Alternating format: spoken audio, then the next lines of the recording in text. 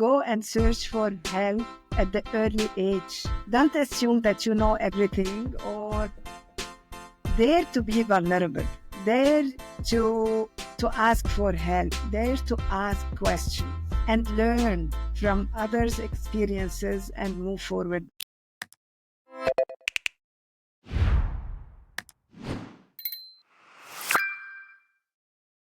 All right, folks, welcome back to the Coachful Coaching Leadership Podcast. This is David, and today I'm here with Roula. Roula, how you doing? Hey, David. I'm doing well. How about you? I'm good. We just spent 10 minutes working through technical support issues, and because of my my great coaching skills now of presence and actively listening and observing, we realized that the microphone was picking up sound not from her headset, but from her laptop. So Rula spent the last 10 minutes moving her laptop around. And, I attribute it to coaching. And that's why I was able to observe that problem happening. And here we are now. We have excellent audio because of that. Yeah, and it was fun, honestly. At the beginning, uncomfortable, but then let's do it. It was fun. Yeah, I'm comfortable in a place of not knowing. Same for me. Yeah. Core And competencies. it's kind of, these coaching skills, they helped us to sit in the fire and feeling at ease. Yeah. Well, I was talking to our mutual friend, Natalie Blay, and she was asking me what has coaching taught me. And what I said to her, one of the answers was the effect I did not expect was that by teaching myself how to work with others and help others in down a process of coaching, I was actually learning to teach myself more presence, teach myself to be in the moment, teaching myself to be more patient with myself. I was actually learning how to coach myself. Yeah. So this, if you want to call it a good side effect of learning these skills from you, you were one of my mentors, from Natalie, has been, I've gotten better myself. And I've learned to just be much more mindful about things. So yeah, coaching David, in a box there. Coaching is a journey. It's not a course that we start after 6 months, we're done, or a year, we're getting our credential. Every day we're learning something new. Even I'm learning from you, from Natalie, from each one that I meet, I'm learning something new. And this is the power of creating and transforming ourselves, and to have this new version of ourselves, which is so powerful. Well, I think when we think of it as an art, like there's martial arts, there is artistic, pursuits in general. In Chinese culture, there is when someone is very good at a skill, whether it's cooking or making wine or writing. You know what they call it? No, what do we call it? Kung fu. That's like kung fu. So kung fu is not just a martial arts where you beat people up. It's actually someone who's mastered an art. It could be cooking, it could be flying, it could be making wine, it could be tea making. A tea master who makes the best tea in the world, or the best barista in the world who makes the best coffee. They say you have great kung fu. And That's so to anyone who speaks Chinese, and specifically Cantonese, they will understand that. It doesn't sound funny. It is of a compliment. So in many ways, Rilla, mastering an art of coaching others, treating it as an art, there's always little things you're learning. It is a form of kung fu that you're learning. Oh, that's so powerful. I didn't know that kung fu is something different than just playing the kung fu. Yeah. And you can kick ass too while you're at it. But that's the best part. That's the funnest part. It's like, I know kung fu, just like the Matrix. All right, before we get too far into this little rabbit hole, Roula, how about you introduce yourself to all our listeners out there? So, in a nutshell, my name is Roula, and I'm an executive and team coach. I work with organizations to enhance their relationships and to be able to collaborate in a better way, to enhance their confidence and work with other team members in an efficient way. So other than being a coach, I'm a mental coach, as you were saying. And yeah, I'm a mom for three and with a lovely husband. And that's it so far for now. Yeah. I think you're multilingual too, right? You speak a Yeah, few languages. Yeah. English, French, and Arabic. Okay. All right. Yeah. And I moved to Canada a few years ago. So I'm still Okay. this new immigrant, you know? Okay. Where'd you move from, if you don't mind? Lebanon, Lebanon. Okay. the Middle East. Yeah. Oh. Um, what's the best food that you miss? I miss, um, it's not I miss the food. I miss uh, the person who create these foods because Oh, I okay. do them, but it's not the same flavor or the same, taste. But I love Lebanese food. I enjoy it. So everything like the tabbouleh. If you ever heard of the Tabbouleh. tabbouleh, Yeah. yeah. So this Yeah. is one of That's the things that, salad, right? yeah, kind Yeah. of the salad that I do, but definitely when my mom is doing this, it's amazing. Yeah. Well, it's different. I grew up in a family where my dad, he's in his 80s now, but he was trained as a chef Mhm. um as a young man. And so you imagine, like, he actually did almost all the cooking in the house and baking, which, my parents' generation was very odd, right? Like, usually it's The mom. traditionally it was the woman. My mom, cooks very well too, but my dad was at a different level. And my wife realized that when, when she met me, like, oh yeah, your dad cooks. Like, yeah, he cooks. And the first meal she sat down with us, she asked me, do you guys eat this stuff every single day? I'm like, oh yeah, typical meal. It was beyond, and I beyond restaurant quality. Like, and as kids, we all always wanted to go out to eat. And my parents were like, my dad's like, you're not going to like it. And he challenged us. Like, we thought, no, dad, you just don't want to spend the money because we eat a lot. So the few times, like, okay, we'll go and eat. We come at home, we go to a nice restaurant, whatever, we come home and he's like, so what do you think? It wasn't that good, dad. Your cooking's better. And so, Oh, yep. lucky And he's like, you. I was very spoiled in that way. Some people are spoiled with money. Some people are spoiled with cars. Some people are spoiled with other things. I was spoiled with excellent food growing up. Yeah, see, from my end, it was my mom. Like too much into that lovely food. And, even if you surprise her and you're at her place, lunchtime, she can put a table full of food. I don't know how she does it, but she is excellent in that too.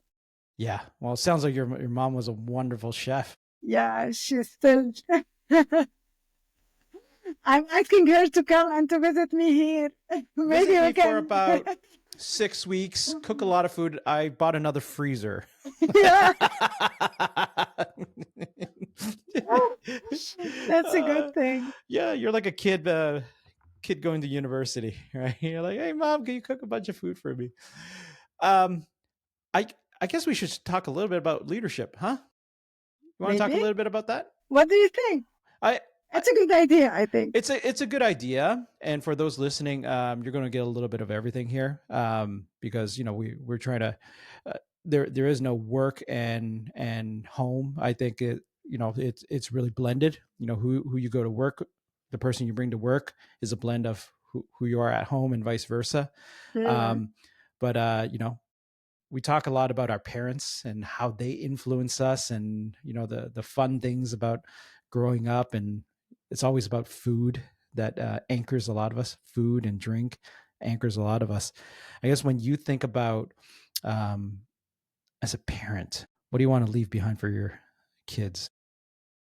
Well, that's We're not warming up. We're not no. warming up. We're just going right to the end. Yeah. Well, it's a very good question. Thinking about what I'm leaving for my kids is the spirit of the family system and the thoughts that each one of us will bring to the system, that this collective intelligence of each one of us. Mm.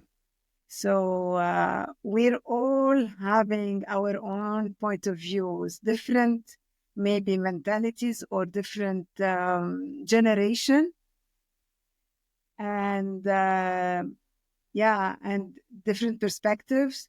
Yet we're one family, and in order to grow together, we need to understand each other, to collectively share what we have in common and what we don't have in common, you know?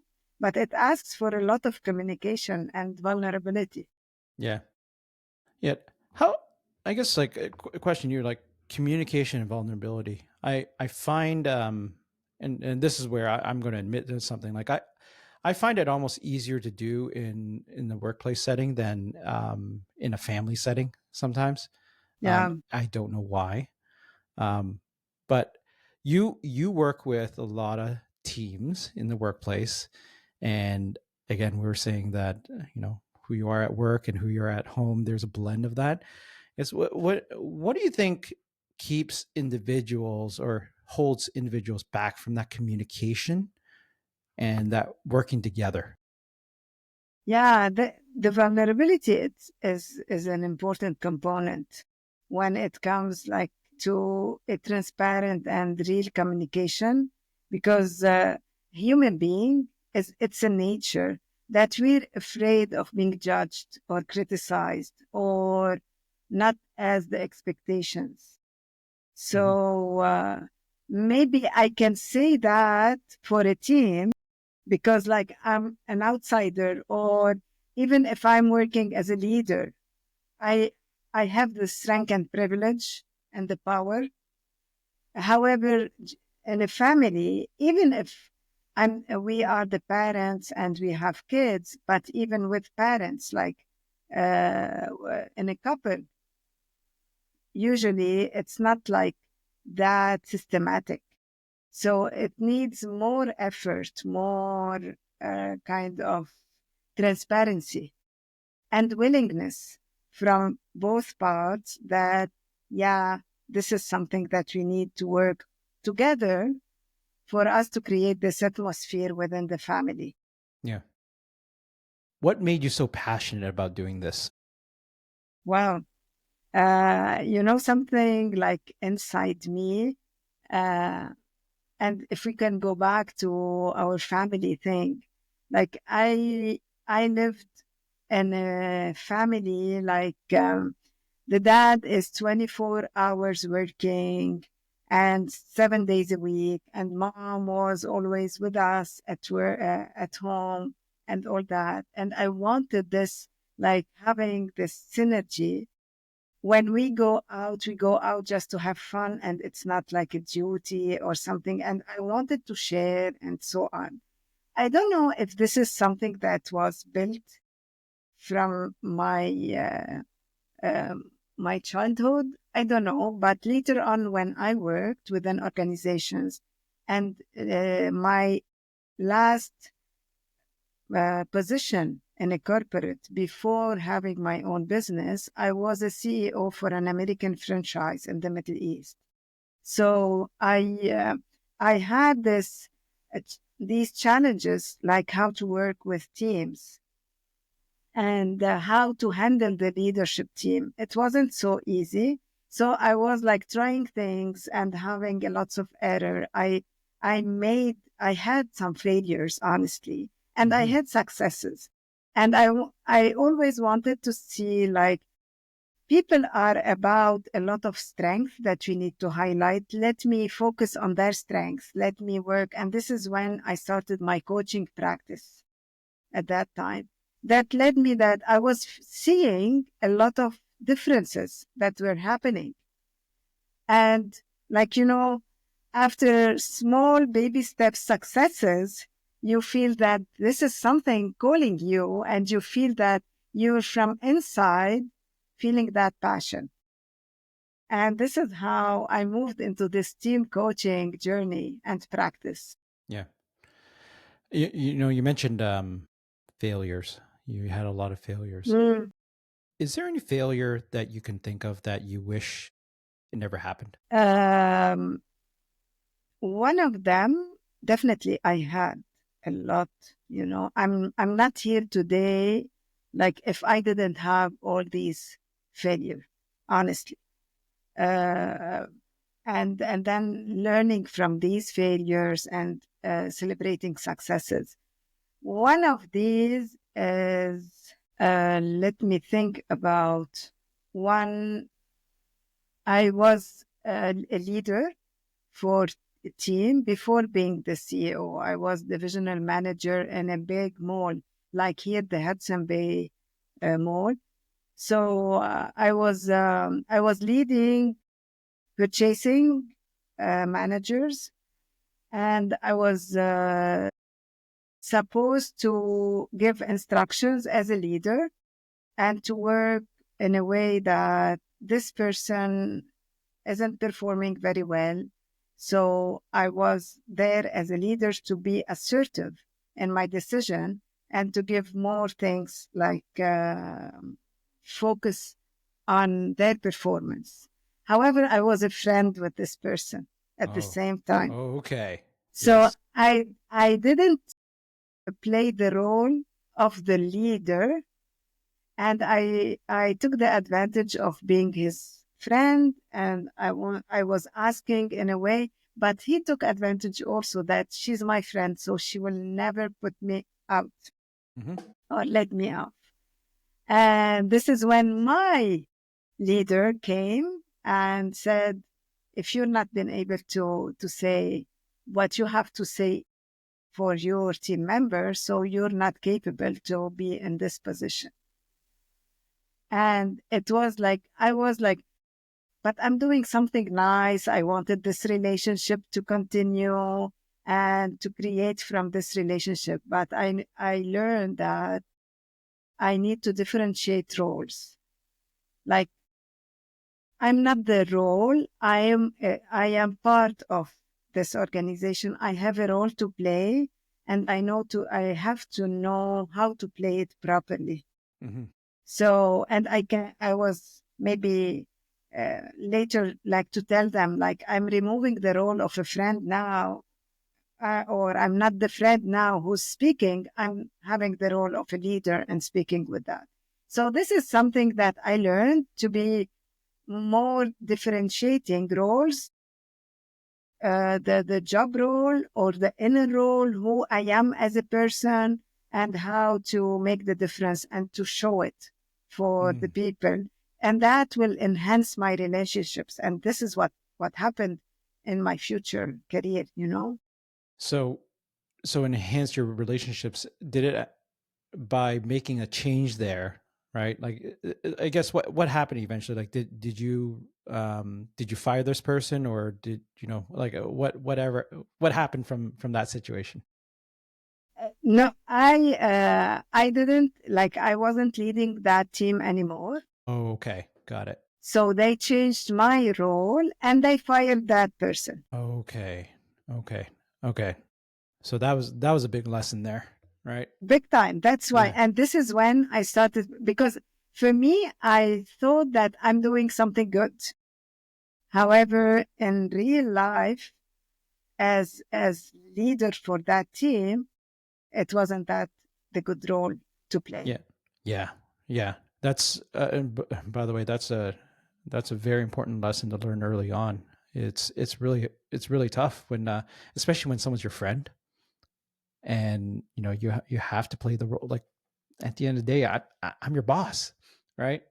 Yeah, and it's important to keep on contracting, like who I am Mm, now, who I am talking to, and from which position I'm speaking. If I made it clear from the beginning, at the end of the day, maybe it it will land for something better for both of us. yeah, yeah. That especially as in a leadership position, it is so important, as you said right at the beginning, and even during the relationship, to draw have boundaries there to help the person understand. Like I had an individual say to me a few years ago saying, hey, Dave, pleasure to meet you. Pleasure working in your organization. Hopefully we can be friends outside of work too. This is them just getting to know me. And I'm like, I'm going to draw a hard line there, right? Like if we become friends, that's going to be natural. I'm not going to try to be your friend Yeah. because that can cloud my judgment because I have a role to play here, right? Um, so thank you for sharing that vulnerable moment. I think a lot of people can learn from that. I guess when you reflect now on, you talk about, you had a series of successes and you heard a calling. What, how do you know, when you have a calling, and how do you know when you should follow that calling? Um, Very good question. Like I personally, I'm led by my heart. And this is what coaching also helped me to know about that. Mm, So everything that I do when it's led by the heart, I know that this is a calling and this is the right thing that I need to do.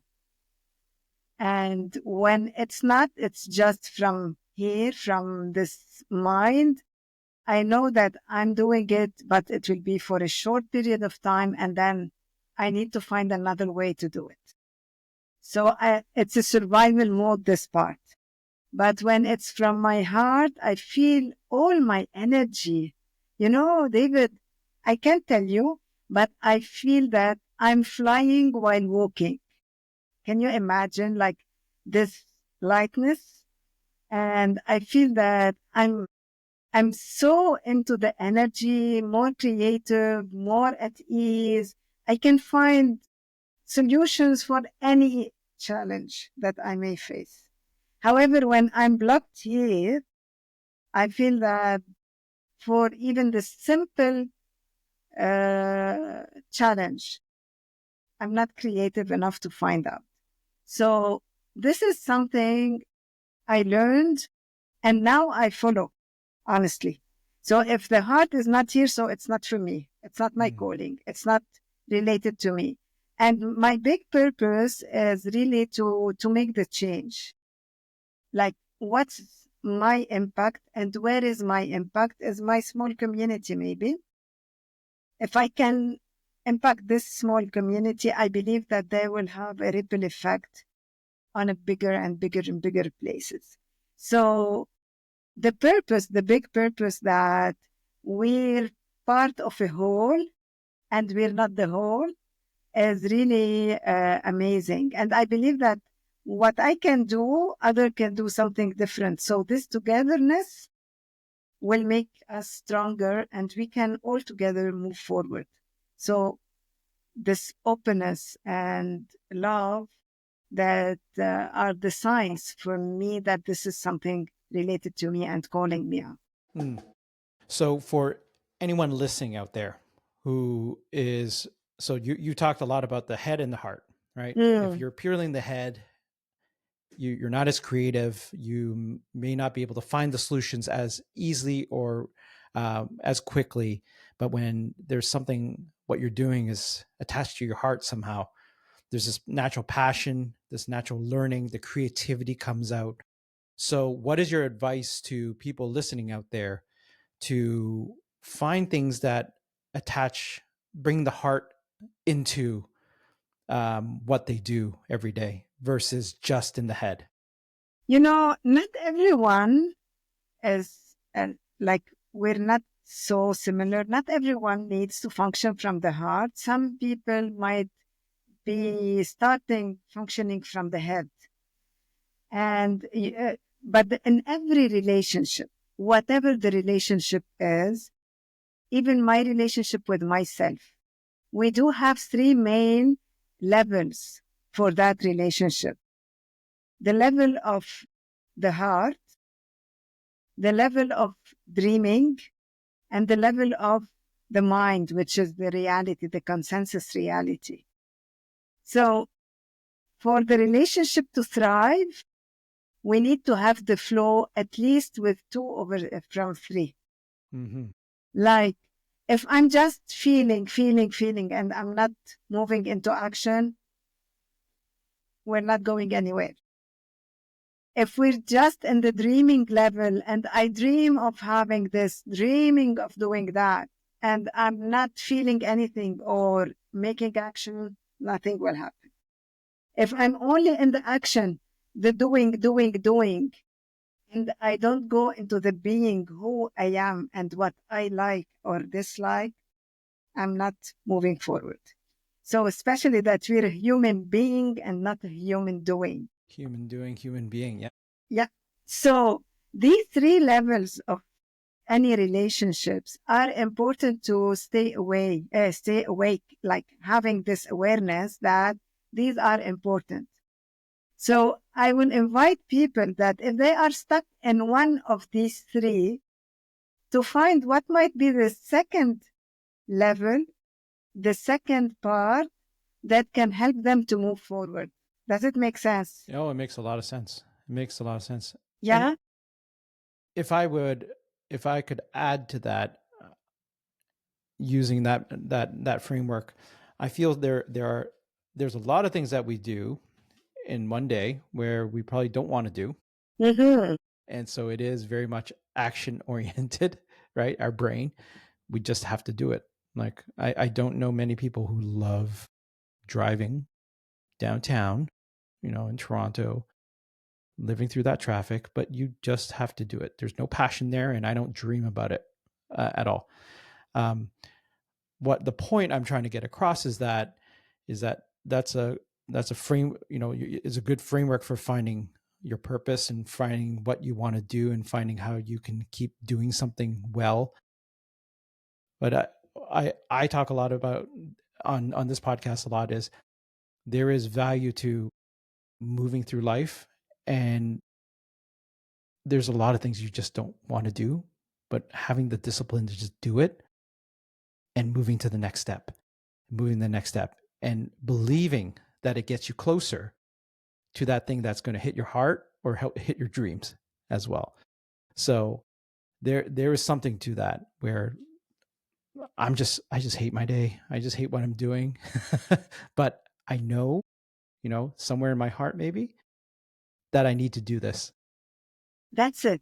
This is the magical word.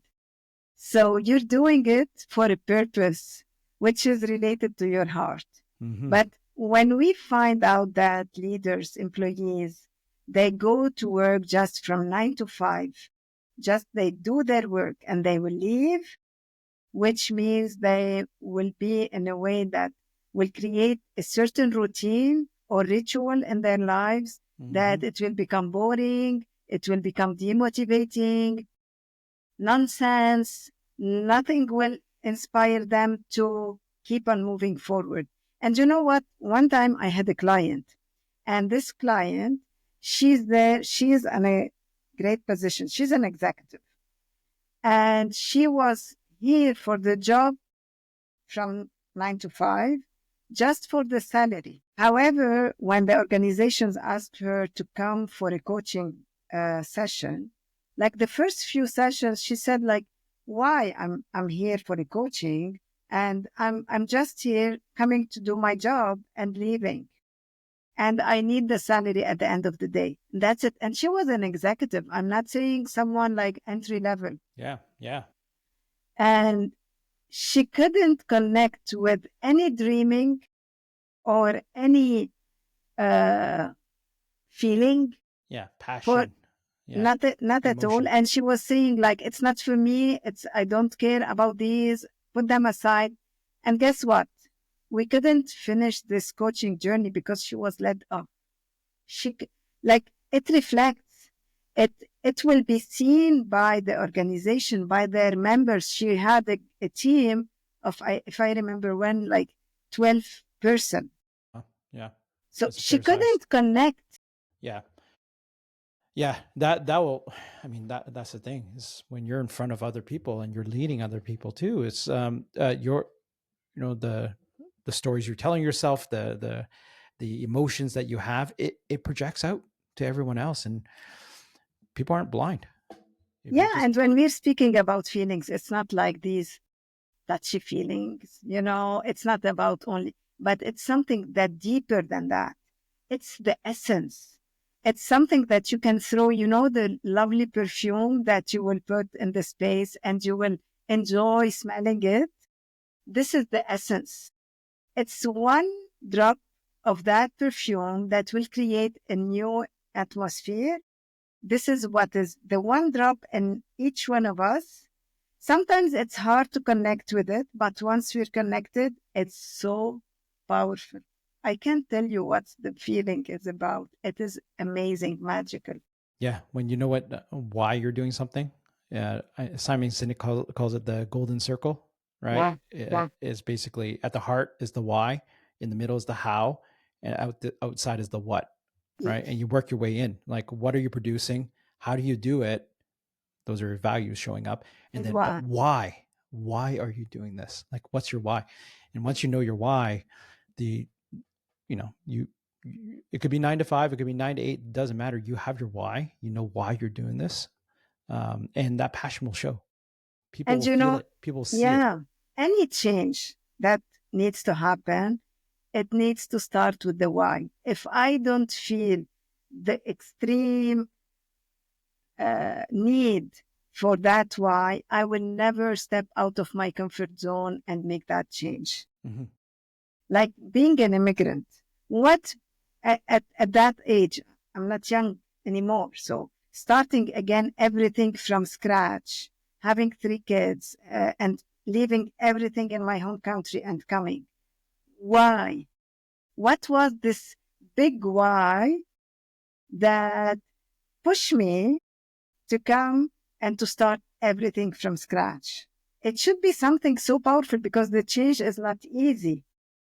So what will keep me moving forward in that change, there is a huge why there. So what keeps you moving forward? The future of the kids. Yeah. And they're like the different opportunities and all that. This is something what I was like when I felt like regretting this move or falling in the trap, like it's too much, I can't handle anymore. I was going and connecting with my why to find out that this is the why that will keep me moving forward and overcoming objections and challenges and so on. So Roula, a couple more questions for you. Go If ahead. you had to give advice to the previous version of Roula, it could be at any age, any time, what advice would you give her given what you know now? As a coach, we don't give advice, David. I'm kidding. Yeah. Oh, you're not a coach right now. No, yeah, I'm kidding. So yeah, I will